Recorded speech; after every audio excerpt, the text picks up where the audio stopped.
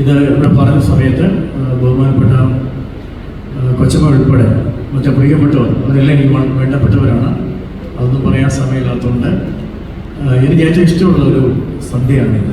കാരണം സംഗീതം മനുഷ്യ മനസ്സുകളെ പിടിച്ചു നിർത്താറുണ്ട്. എൻ്റെ ഒരു വിഷയം കമ്മ്യൂണിക്കേഷനാണ്. ആ കമ്മ്യൂണിക്കേഷനിലെ ഏറ്റവും പ്രധാനപ്പെട്ട ഒരു സംഭവമാണ് സംഗീതം. കാനന ചോലകളിലും കാട്ടരുവികളിലും സംഗീതമുണ്ട്. ഞാൻ പ്രീഡിഗ്രിക്ക് പഠിക്കുന്ന സമയത്ത് എൻ്റെ ഒരു അധ്യാപകൻ പറഞ്ഞു, മുറം പാറ്റുന്ന സമയത്ത്, മുറമെടുത്തിങ്ങനെ അരി പാറ്റുന്ന സമയത്ത് സംഗീതമുണ്ട്. അതുപോലെ തന്നെ മുളങ്കാടുകളിൽ കല്ല് വലിച്ചെറിയുമ്പോഴും സംഗീതമുണ്ട്. ഈ സംഗീതമെല്ലാം തന്നെ സുഖദായകമാണ്. മനുഷ്യ മനസ്സുകളെ എപ്പോഴും രസിപ്പിക്കുന്ന മനോഹരമാക്കുന്ന ഒരു സംഭവം തന്നെയാണ് സംഗീതം. എന്തുകൊണ്ടാണ് ഇങ്ങനെ ഒരു സന്ധ്യ സംഗീത സായാഹ്നമാക്കിയത്?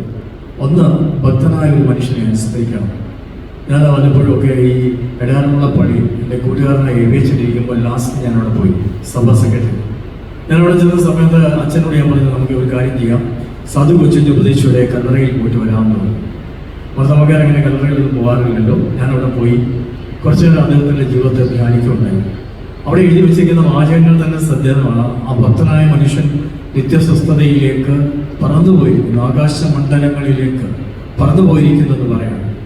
ഭക്തനായ മനുഷ്യന്റെ ജീവിതത്തിൽ പല രീതിയിൽ കോണ്ടെക്സ്റ്റുവലായി അദ്ദേഹം പാട്ട് എഴുതാൻ വേണ്ടി ഇരുന്നതല്ല, അദ്ദേഹം അനുഭവങ്ങളെ ശരിക്കും ജീവിതത്തിൻ്റെ സന്ദേശമാക്കുകയാണ്. The medium became the message.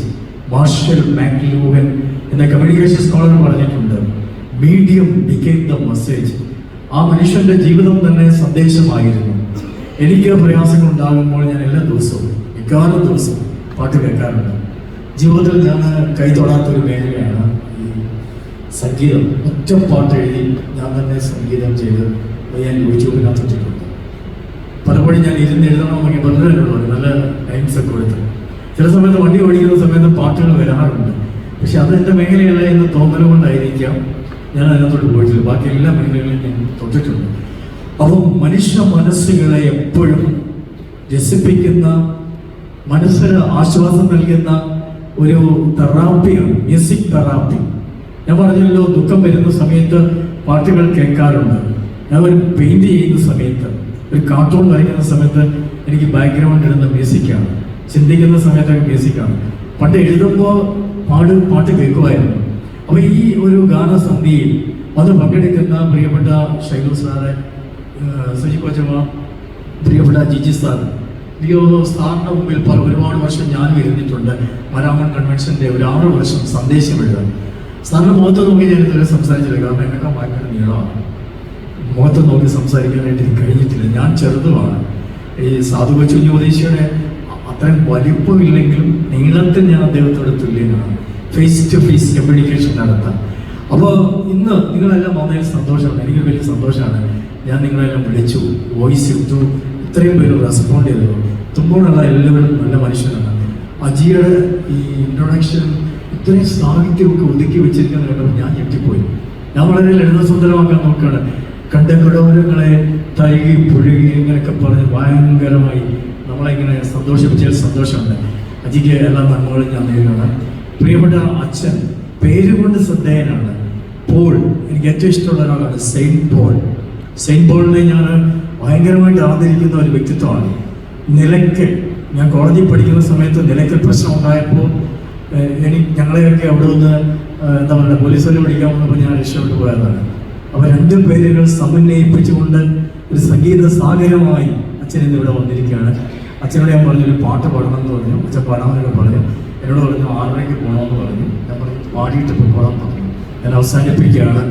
ഈ ഒരു സംഗീതം നമ്മുടെ മനസ്സുകളെ തട്ടി ഉണർത്തട്ടെ.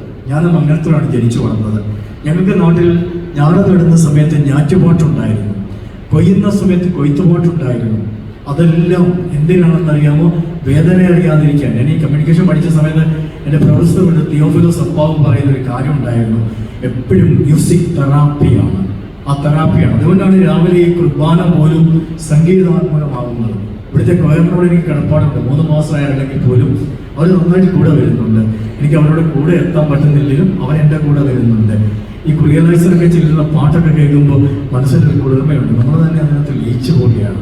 അപ്പോൾ ഇന്നത്തെ ഈ സംഗീത സന്ധ്യ എല്ലാവർക്കും അനുഗ്രഹമായിട്ട്, ഞാനൊരു സാഹിത്യ വിദ്യാർത്ഥി ആയതുകൊണ്ട് ജോൺ കീറ്റ്സ് എന്ന് പറയുന്ന ആ വലിയ മനുഷ്യൻ പറഞ്ഞിട്ടുണ്ട്, കേട്ട പാട്ട് സുന്ദരമാണ്, കേൾക്കാനിരിക്കുന്ന പാട്ട് അതിലും സുന്ദരമാണ്. പാടുന്ന പാട്ടുകളെല്ലാം ഗായക സംഘത്തിൻ്റെ ഉൾപ്പെടെ ശൈലു സാറ്, അതുപോലെ തന്നെ പ്രിയപ്പെട്ട കൊച്ചമ്മ സാറിൻ്റെ മകൻ, അവൻ്റെ കൂട്ടുകാരനാണ്, അവൻ പിടിക്കുവാനാണെന്നുണ്ടല്ലേ? ഇല്ലേ? ആണോ? ഞാൻ പ്രവചിച്ചവരുടെ അച്ഛന്മാരായിട്ടുണ്ട്, പഠിപ്പിച്ചവരുടെ അച്ഛന്മാരായിട്ടുണ്ട്, ഇൻ്റർവ്യൂ ചെയ്തിട്ടുള്ളവരെല്ലാം അച്ഛന്മാരായിട്ടുണ്ട്. ചുമ്മാ ആഗ്രഹം പറഞ്ഞാണ്. അപ്പോൾ എല്ലാ നന്മകളും നേർന്നുകൊണ്ട് പ്രിയപ്പെട്ട പോളച്ചന് വഴിയൊരുക്കിക്കൊണ്ടും ഗായക സംഘത്തിന് വഴിയൊരുക്കിക്കൊണ്ടും ഞാൻ എൻ്റെ വാക്കുകൾ ചെയ്തു. നന്ദി, നമസ്കാരം.